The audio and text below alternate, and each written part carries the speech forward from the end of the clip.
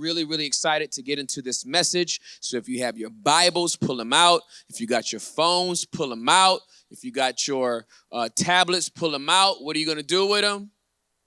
Put them up. Let's go. We're going to make these declarations. If you're a first-time visitor, we make declarations before we get into the Word of God. And so real high, if you have a heavy Bible, that's your fault.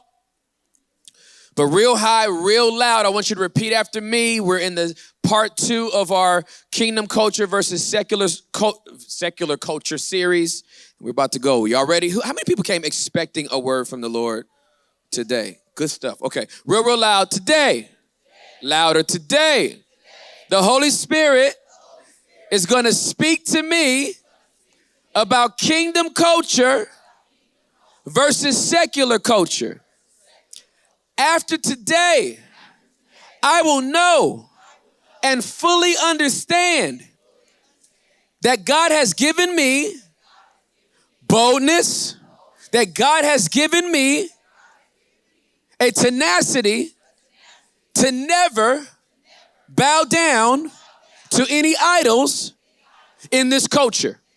And so after today, I wish somebody would try to get me to turn my back on my God, because I'm already ready to be and do what he's called me to do.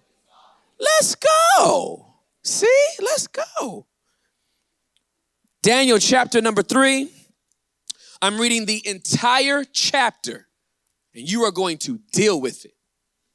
All 30 verses is what I'm about to read.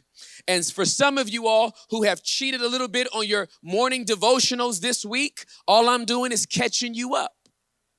Okay? So I'm going to read all 30 verses, and then we will go right into what we came to do. If you're taking notes on this message, the title of this message is Fire Starters. I want to talk to you today about being a fire starter. Daniel chapter number 3, verse number 1. Here we go. King Nebuchadnezzar made a gold statue, 90 feet tall and 9 feet wide, and set it up on the plain of Dura in the province of Babylon. Then he sent messages to the high officers, officials, governors, advisors, treasurers, judges, magistrates, and all the provincial officials to come to the dedication of the statue he had set up. So all these officials came and stood before the statue King Nebuchadnezzar had set up. Then a herald shouted out, "People of all races and nations and languages, listen to the king's command. When you hear the sound of the horn, flute, zither, lyre, harp, pipes, and other musical instruments, bow to the ground to worship King Nebuchadnezzar's gold statue. Anyone who refuses to obey will immediately be thrown into a blazing furnace." So at the sound of the musical instruments, all the people, whatever their race or nation or language, bowed to the ground and worshiped the gold statue that King Nebuchadnezzar had set up. Some of the astrologers went to the king and informed on the Jews. They said to King Nebuchadnezzar, "Long live the king. You issued a decree requiring all the people to bow down and worship the gold statue when they hear the sound of the horn, flute, zither, lyre, harp, pipes, and other musical instruments. That decree also states that those who refuse to obey must be thrown into a blazing furnace. But there are some Jews, Shadrach, Meshach, and Abednego, whom you have put in charge of the province of Babylon. They pay no attention to you, your majesty. They refuse to serve your gods and do not worship the gold statue you have set up." Then Nebuchadnezzar flew into a rage and ordered that Shadrach, Meshach, and Abednego be brought before him. When they were brought in, Nebuchadnezzar said to them, "Is it true, Shadrach, Meshach, and Abednego, that you refuse to serve my gods or to worship the gold statue I have set up? I'll give you one more chance to bow down and worship the statue I have made when you hear the sound of the musical instruments. But if you refuse, you will be thrown immediately into the blazing furnace, and then what God will be able to rescue you from my power?"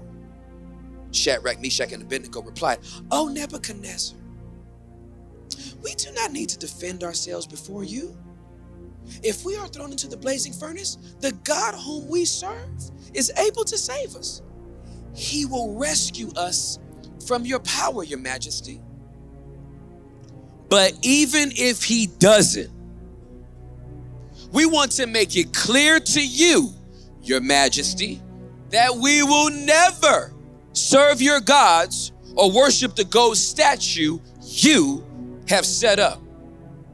Nebuchadnezzar was so furious with Shadrach, Meshach, and Abednego that his face became distorted with rage. He commanded that the furnace be heated 7 times hotter than usual.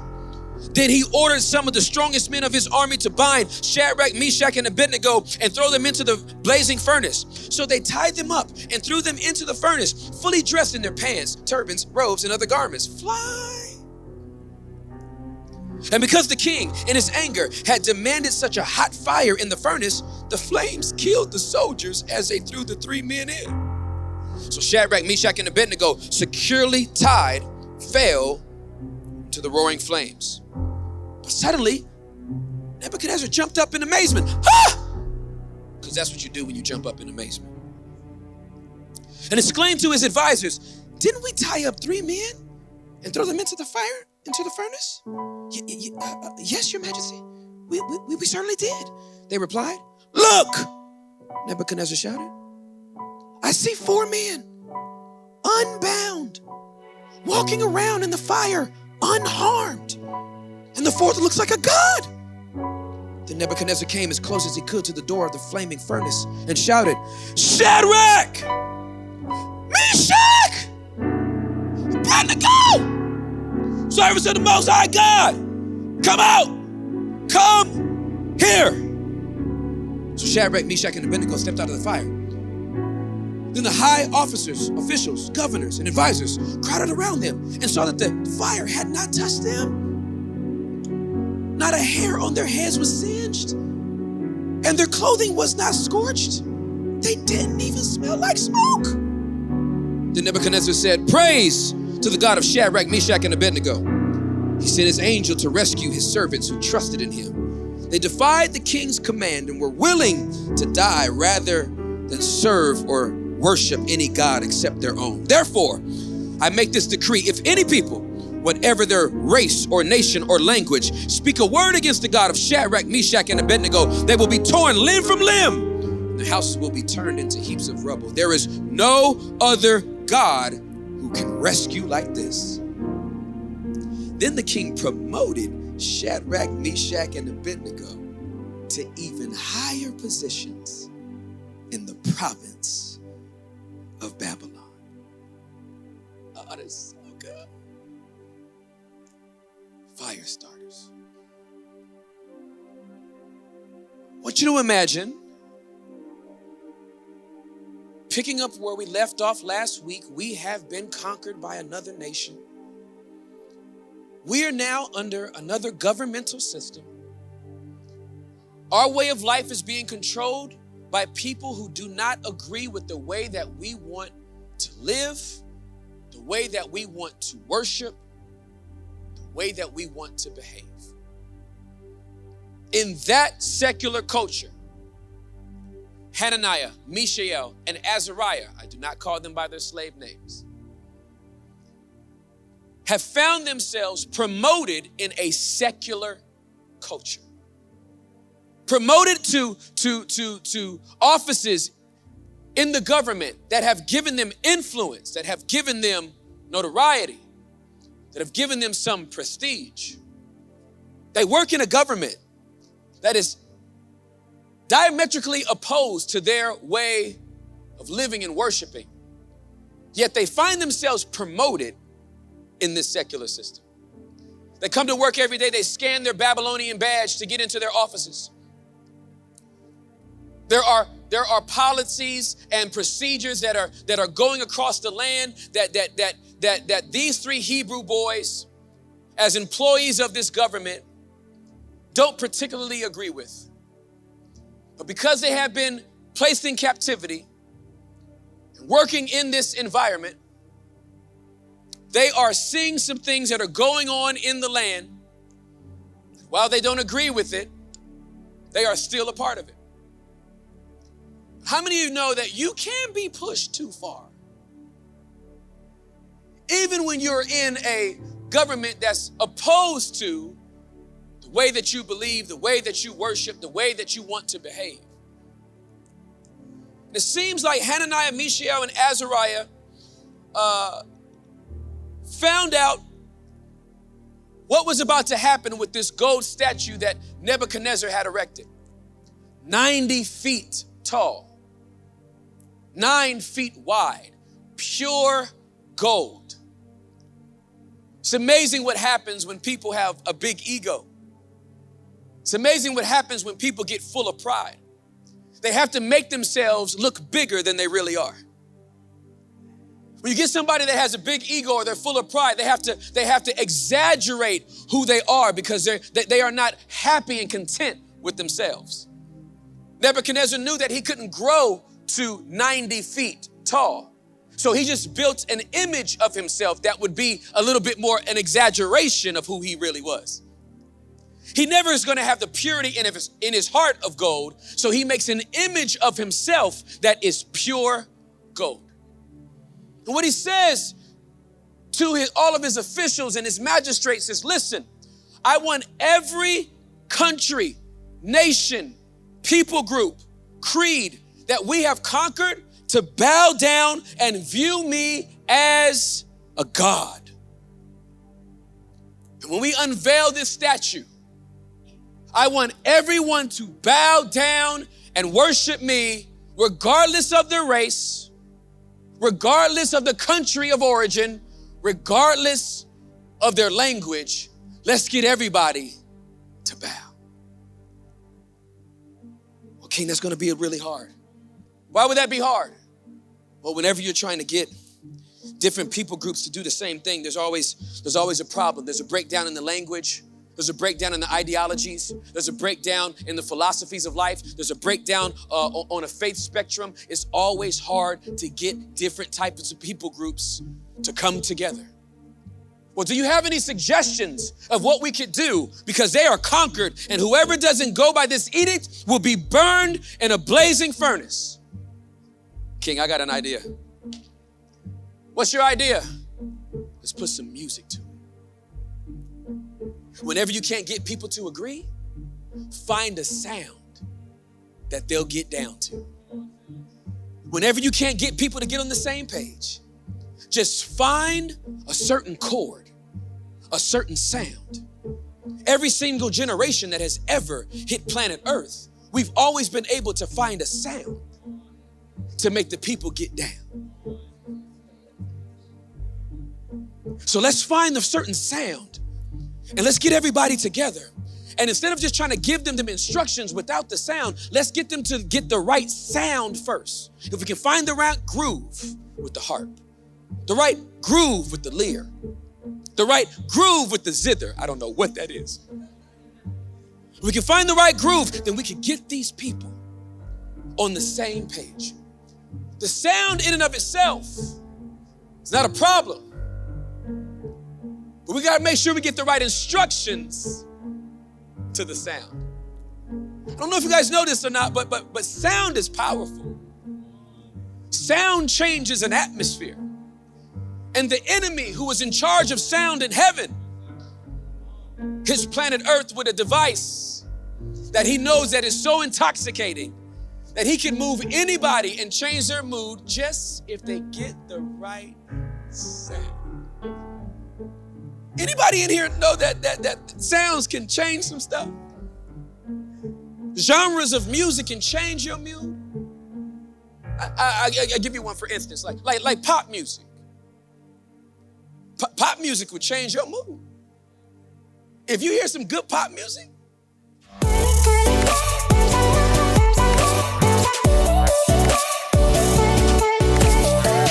you like, yeah, I'm gonna wash these dishes now.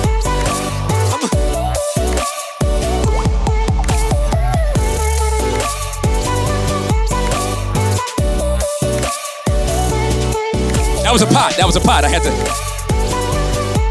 Pop music literally change your mood. It will pep you up. It will help you kind of get in the groove of what you want to do. The mood changes. Certain music. Rock and roll music. Rock and roll music will change your mood. If you want to get a good workout in, go listen to some rock and roll music.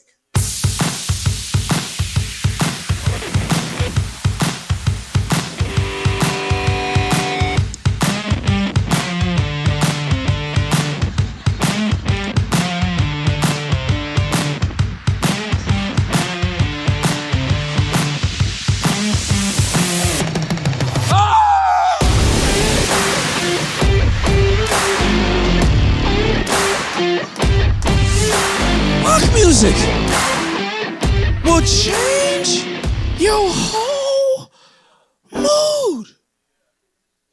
And you will literally be like, that's the kind of worship that I want to have at the gym. Nobody has ever gone to the gym and put on their headphones and been like, and I will call upon your name. Like, no one's listening to Oceans trying to bench press. It's not going to happen.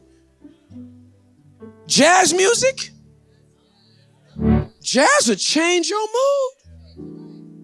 You literally be like, you know what? I need to chill out, man.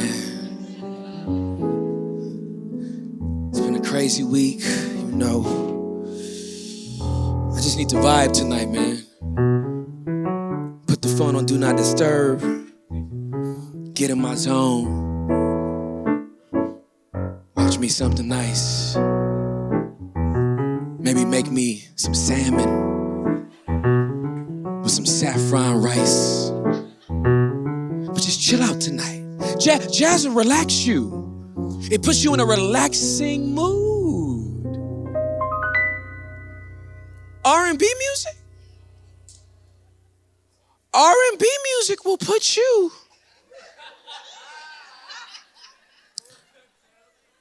in a mood. I mean, you will be like,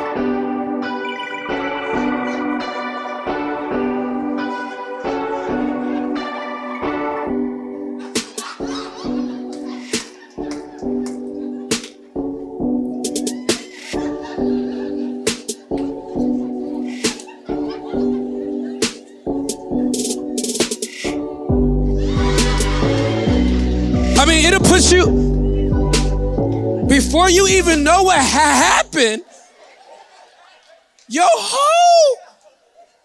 hip bone and everything did something that you didn't even ask it to do. It's just a mood that the music will put you in. Country music will put you in a mood.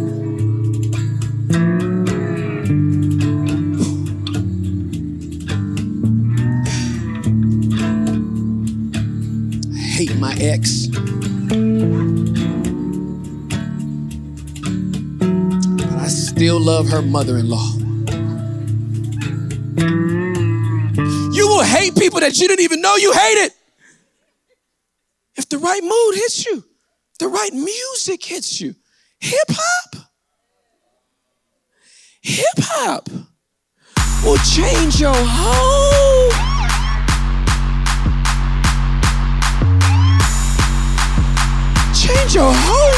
mood. No lyrics.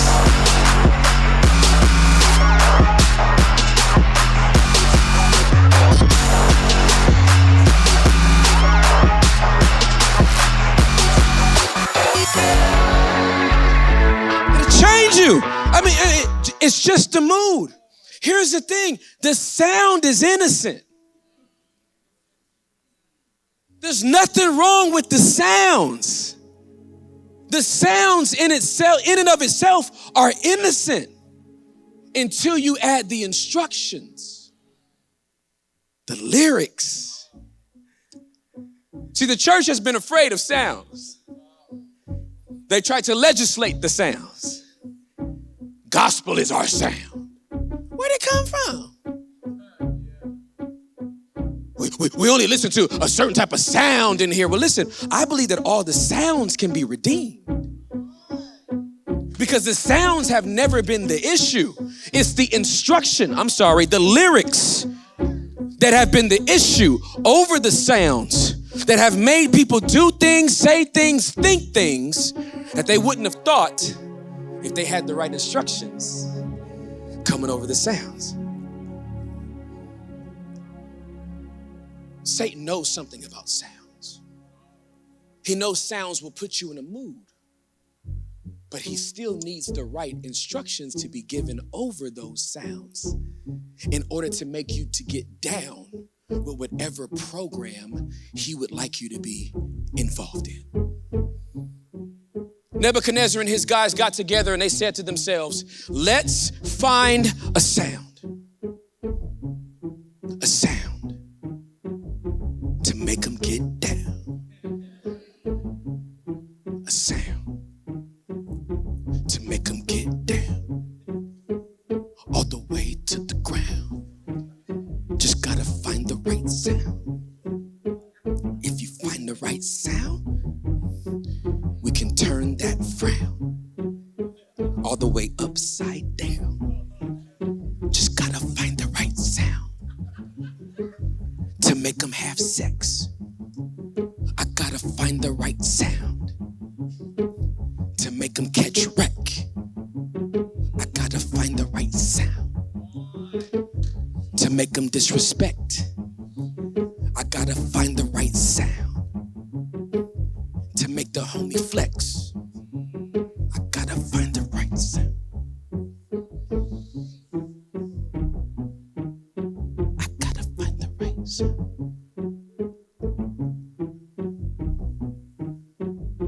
To compromise their faith. Maybe provoke a rape. Make them catch a case. Make them feel great. I gotta find the right sound.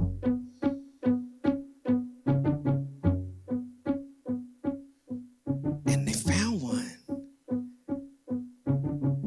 And we know we found one because when they start playing that sound, everybody, hundreds of thousands of people got down, except for 3 guys. I want you to imagine the sound is being played. Everybody has hit the floor. Oh, this is a great sound. I don't even like this guy, but man, I wouldn't even bow down to his statue, but this groove is so tight though. I would never be down here compromising my faith, but this beat though. And how did I even get down here? What are these instructions again? What am I even listening to? Oh, it doesn't matter now. It's on. I've heard it now. I can't get it out of my system. When I wake up, I'm listening to it. When I go to bed, I'm listening to it. In my car, I'm listening to it. Everybody's down. And these 3 boys are up. And they are literally standing there like this.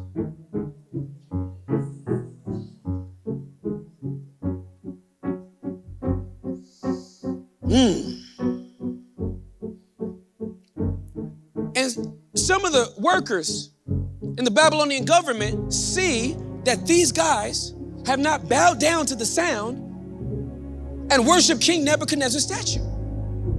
And they went and told Nebuchadnezzar, there's some guys that are not bowing. Now, here's the problem I have with this portion of the text.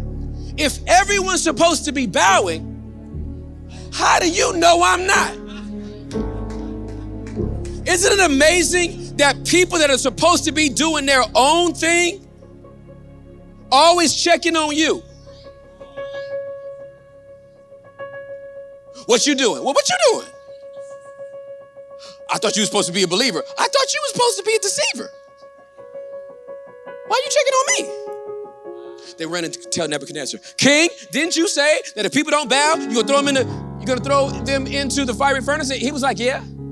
Well, those 3 Hebrew boys that you got working up in here, you know they were jealous because they've been promoted over them. People of the kingdom culture were getting promoted over people of the secular culture, and they weren't compromising their integrity. And so you see these dudes over here, they are not believing in you. They're not doing what they're supposed to be doing. And so they were sitting there they were like, oh my goodness. What? King Nebuchadnezzar said, bring them here.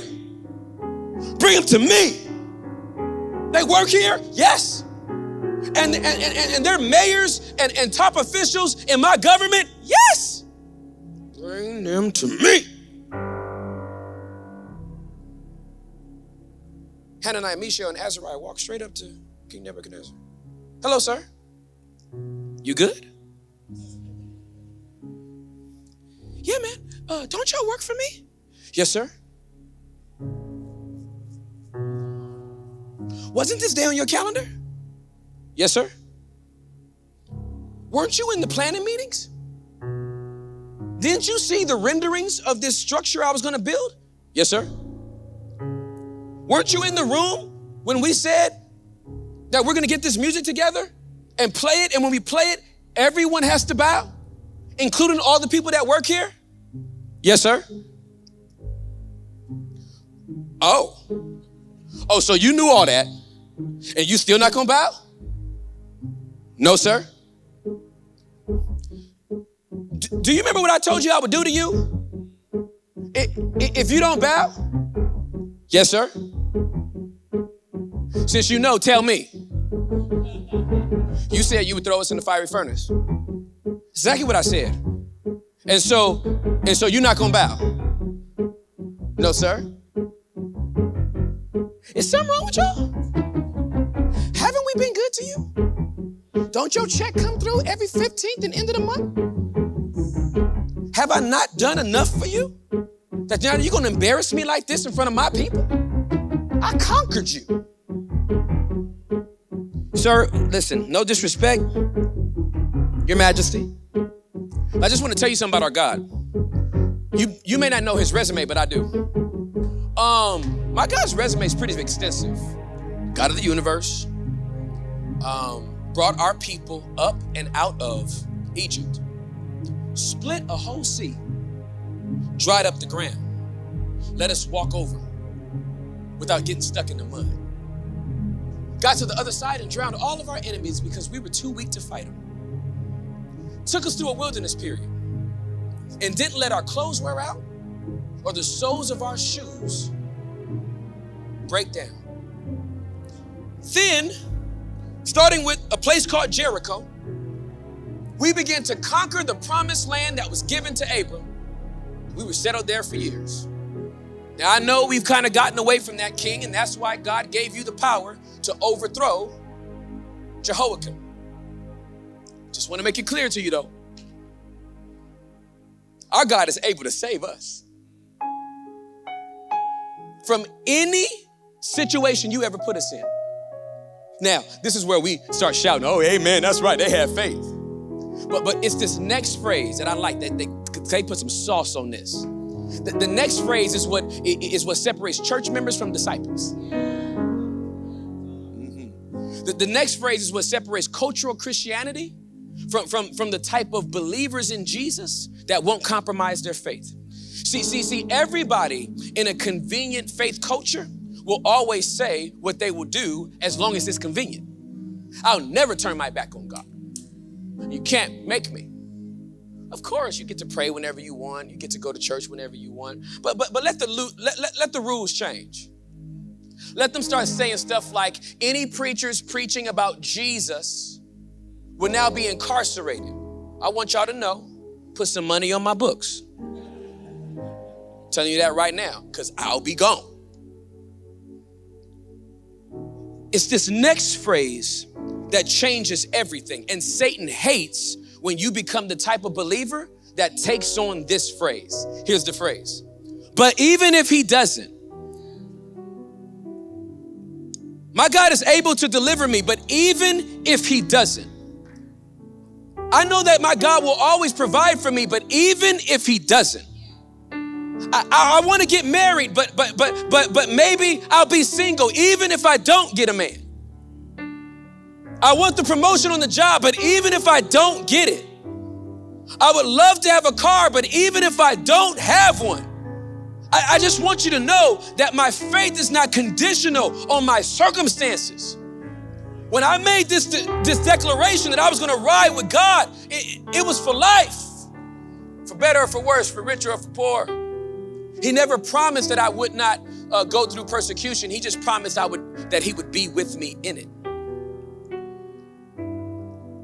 Nebuchadnezzar's face got so distorted. Have you ever seen somebody distort their face? Have you ever had your mama? Ever said something to your mom that you thought was respectful, but the way it had landed on her was utter disrespect, and her whole face just... Scripture says his face distorted so, and he turned around and looked at them, and he was like, he got so angry, because anger will make you do stuff that don't make no sense. You're not gonna bow? Oh, you're not gonna bow? You trying to embarrass me? I got something for you. Turn it up. Sir, turn it up. Turn what up? The fire! I want it 7 times harder. Now here's how you know that anger will take you out of control and make you do stuff that makes no sense. If it's a fiery furnace and you gonna throw me in it, it's hot. If you turn it up 7 times hotter, I'm not gonna know the difference in the temperature if it's a furnace. Like if he had it like regular strength, right? You gonna throw me in, I'm gonna be like, oh, it's hot, it's hot, it's hot, it's hot. I'm burning, I'ma die. As opposed to 7 times hotter, it's real hot. Oh, you're not gonna know. They turn it up 7 times hotter. They wrap these boys up. And they don't put up a fight. They don't start speaking in tongues. They don't ask for God to come deliver them. They ride it. They bowed it. They're like, go ahead. Tie me up. You want front or the back? They tied him up. They started moving him close to the fire. And right when they were about to throw him in, it's so funny. The guys that were going to throw them in, the fire was so hot that the guys that was about to throw him in, they burned up. So they just standing there. The enemies that threw them into the fire burned up, but they didn't. So they was just like,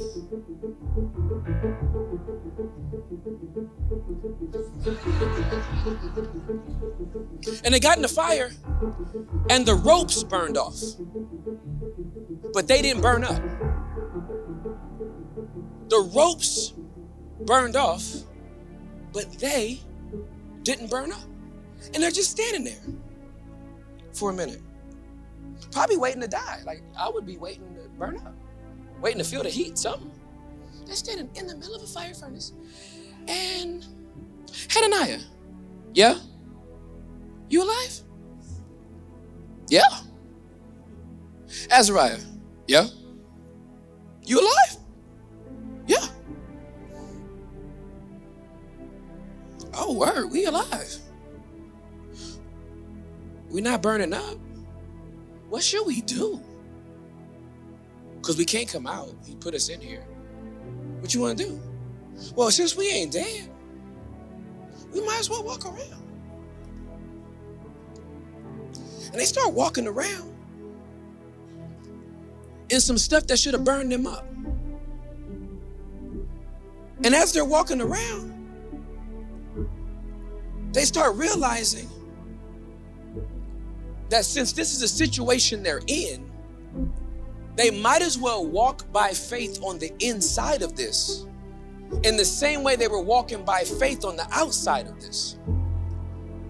And here's what they realized. The only things that were burning off of them are the things that were binding them.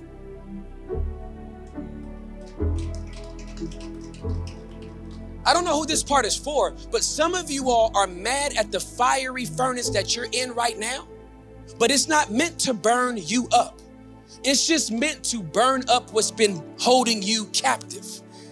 So the generational curse is burning up in this fire. Your low self-esteem is burning up in this fire. Your anger is burning away in this fire. Everything that would hold you down, your suicidal tendencies are burning up in this fire. Your unforgiveness is burning up in this fire. Everything that would try to hold you down is being, your poverty mentality is burning up in this fire. You might as well keep walking because you're not dead. What do you do when you're not dead? But the environment says you should be. You might as well walk it out. Just walking. Walking around the furnace. And while they're walking around in the furnace,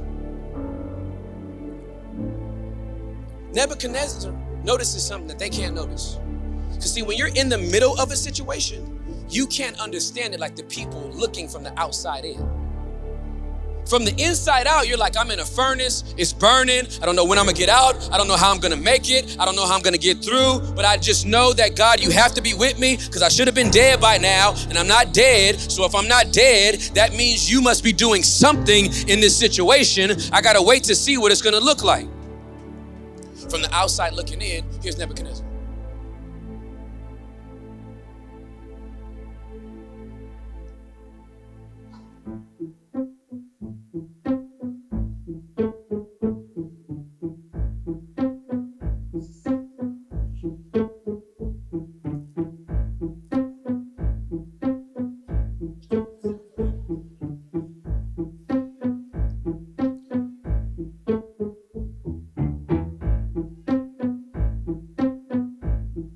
Hey, where is Daniel?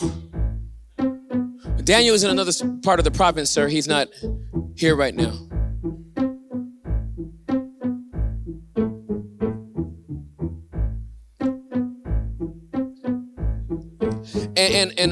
And all our dudes that were gonna throw them in, they died, right? Chris dead? He burnt up, didn't he? Chris is dead. Okay. Is Billy dead? Oh man, I love Billy. I seen him down there. Oh, he dead too. Is Gary dead? Gary dead? No, they all died.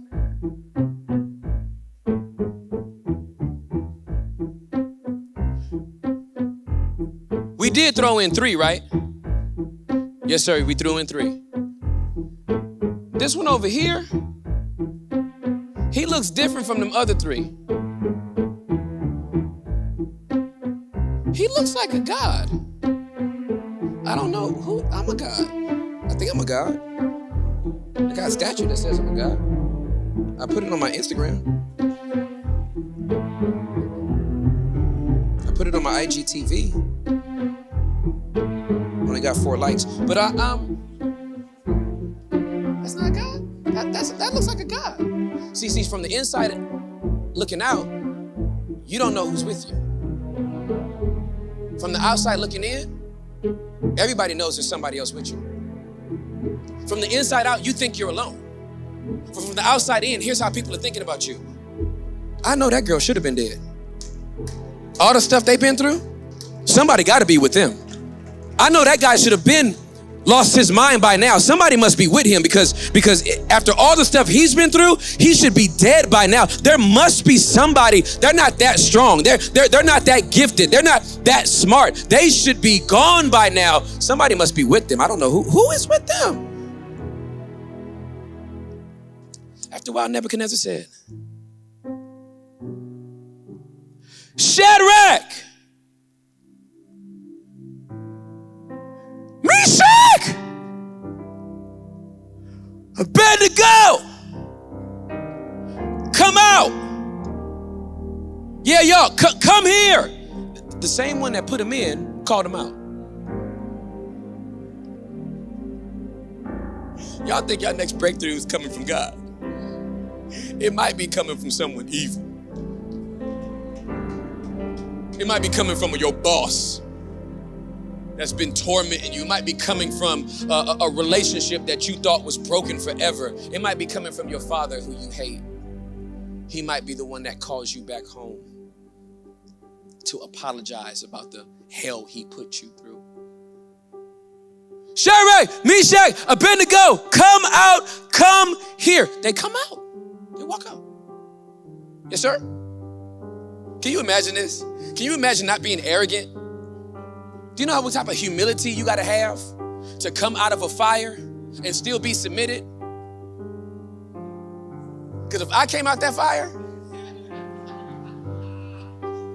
after the week I just had, wearing my Crenshaw t-shirt almost every single day, I'd have came out that fire like,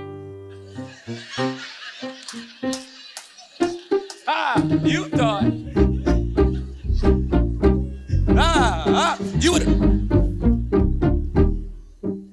I'd have came out like, yeah, that's what I thought, fool. Bet you won't try that again, Nebby.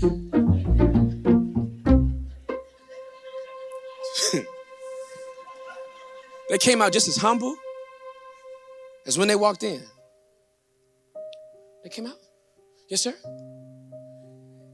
Nebuchadnezzar said, okay, all right, sir. Maybe you was right. Maybe your God is the truth. He started confessing their God. I'm gonna still be a God, but I have to make a concession with some asterisks. Your God is pretty dope too. Because I don't even think I could go through that fire. Then the king makes an edict. Hear ye, hear ye. Everybody in the land who's still on the ground with your butt up.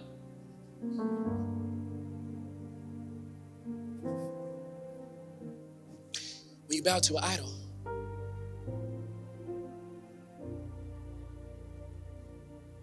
you're compromising your faith. And only people that are standing know what they're standing up against. I'm telling you, if you're gonna stand for God in a culture that bows down, you will see a lot of butts. I know you're saved, but you can't spend the night. I know you say you love the Lord, but it don't take that much. It don't take all that. I know you say that you love God and that you're faithful to Him, but come on, man. I know you like to really wild out just a little bit. Anytime you take a stand for God, you're gonna have to deal with a lot of people's butts. And they'll want to debate you, they'll want to argue with you, and you have to be able to stand firm in the midst of all those butts and say, yeah, I don't bow.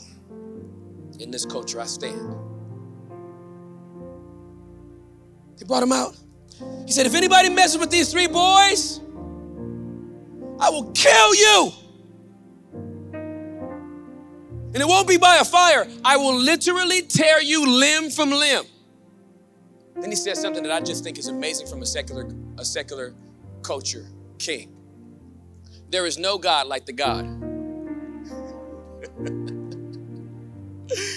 of Hananiah, Mishael, and Azariah. I've never seen nothing like it. And then this is the thing that happens at the end that is just absolutely amazing to me. He promotes them.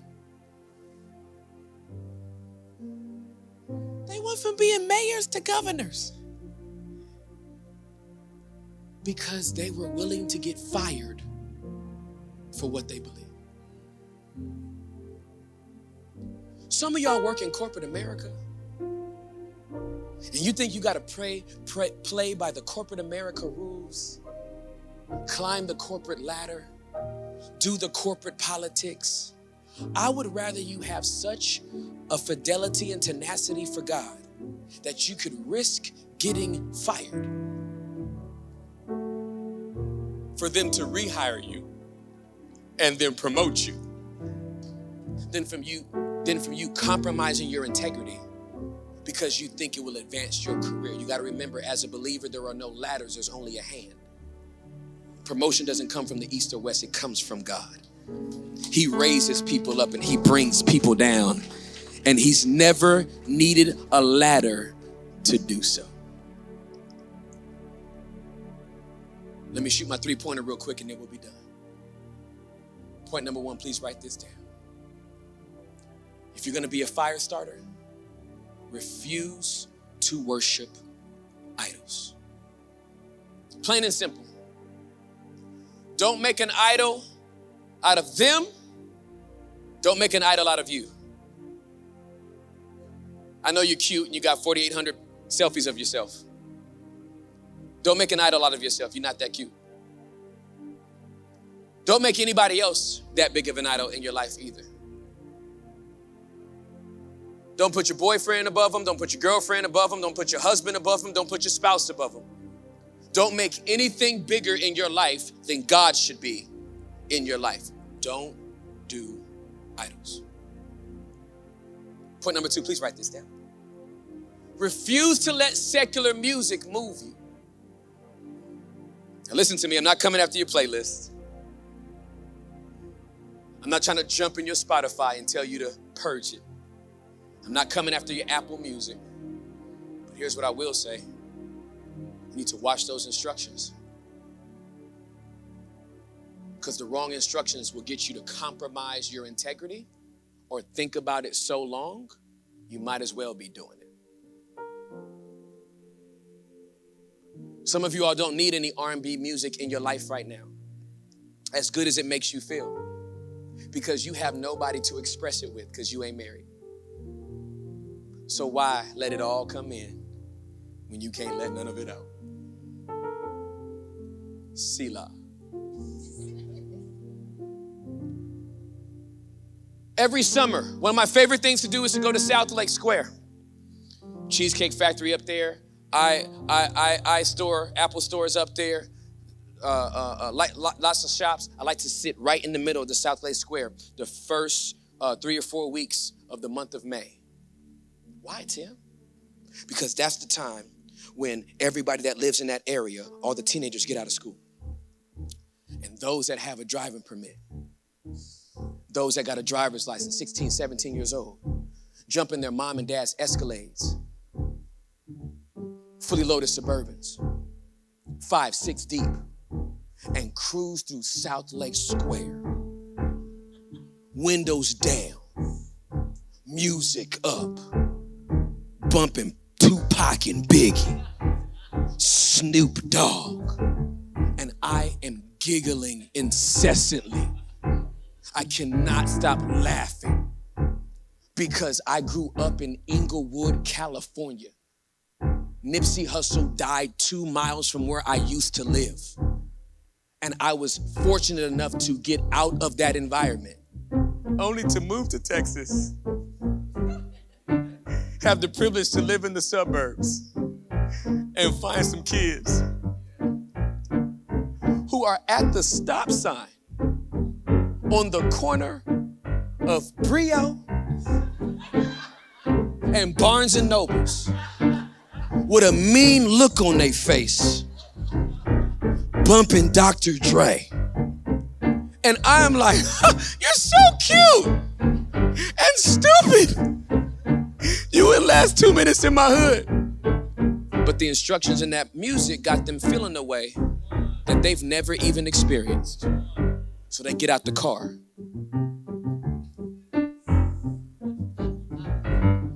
Sup, fool? And I'm just praying that no 17-year-old ever tries me.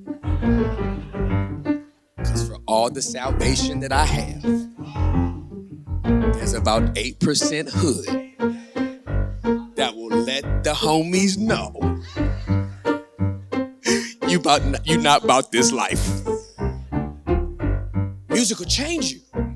It'll change the way you walk. It'll change the way you talk. And before you know it, you got images and thoughts in your mind that you never thought possible, but you just like to be.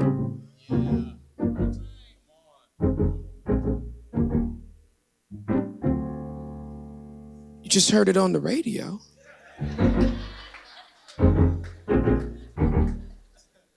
Just saw it in the video.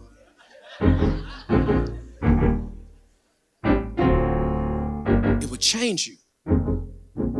He could keep playing stuff, and pockets of this whole sanctuary would be like,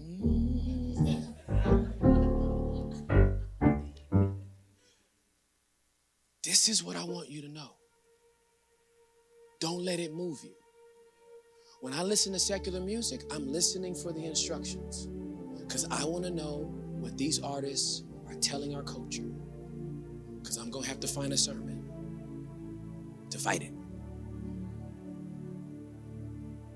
I'll listen to all of them, every genre, because I want to know what's getting in, who's the influencers, what are they saying, what are they doing. Some of them are just making some really nice, happy music. There's nothing wrong with it.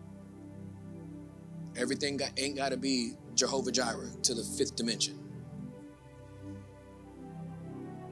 But it shouldn't be music that's compromising your integrity to the fifth dimension either. So don't let secular music move you. Every generation has had a sound that has moved them. My grandparents' generation had a sound that would move them. My parents' generation had a sound that would move them. My generation has a sound that will move them. According to the studies, hip-hop music is the most influential genre on planet Earth. It is literally shaping governments. I'm not against the sound, but watch those instructions. Point number 3, and then we're done. Refuse to bow down. Don't let the enemy trick you into putting your butt up. Yeah, I love God, but, I go to church when I can. I'm spiritual. But I don't be doing all that, though. It's not, don't let him, don't put the butt up. Stand up.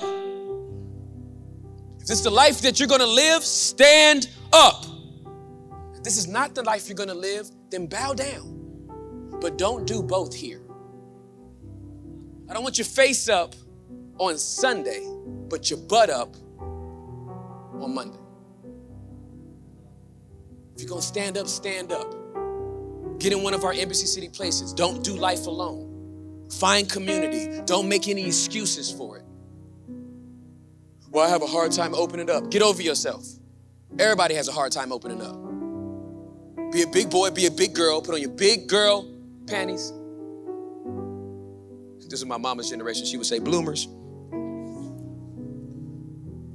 Put on your big boy boxes and be who God has called you to be. Everybody in here has been through some pain, but we can get over it. So listen, next week is Easter. We're going to have a bunch of people in our church that have never been here before. I've already told the 11 o'clock service, I need half of y'all to go to the 9. Half of y'all go to the 1 o'clock. My favorite service, don't tell them. So we can just make some room for some people that are only going to be here. They only think about going to church once a year. Our prayer is that something in this environment changes in the next week. That they won't come in here just once a year, that the Holy Spirit's arresting power will get them next week. And they'll go plan for the next year, and God will tell them to come back to the next week, and maybe God will do something significant in their lives. But ladies and gentlemen, this is literally how I've lived my life for the last 23 years. It has been Daniel 1, Daniel 3. I won't feed off the culture. And I refuse to bow down to it. If you would do the same, you might get fired, but you will be promoted. And God will do some significant things in your life. Would you bow your heads and close your eyes? What is the Holy Spirit saying to you through this message?